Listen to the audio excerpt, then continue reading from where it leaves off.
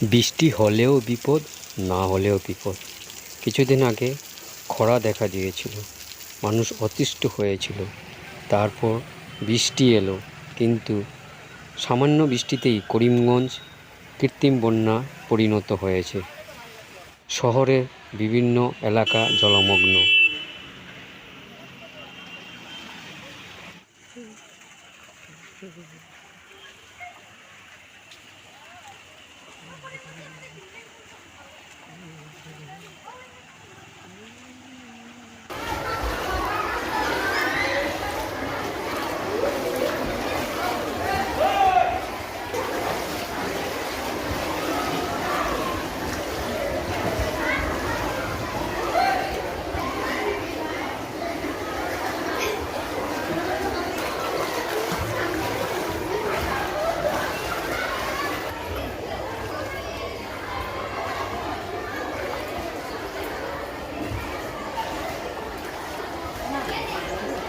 সেটা তো আমার একা সমস্যা নয়।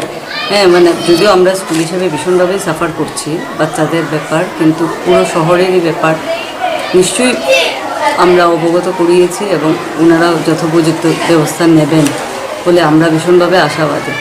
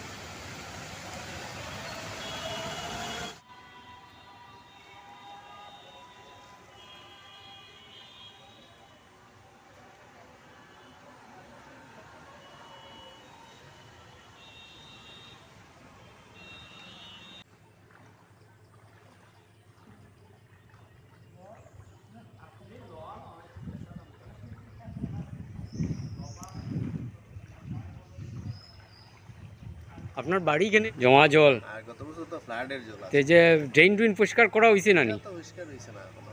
কিতা মনে করেন যে এইনু তারা ড্রেন পরিষ্কার করছে, দাবি পৌরসভার চেয়ারম্যান কমিশনাররা দাবি নু করে ড্রেন পরিষ্কার করছে, আপনার মতে কিতা?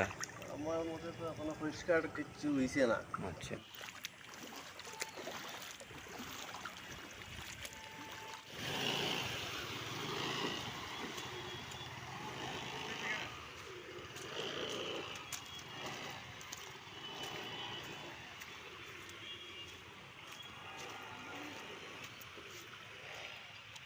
সাইলেন্সারে দিছো।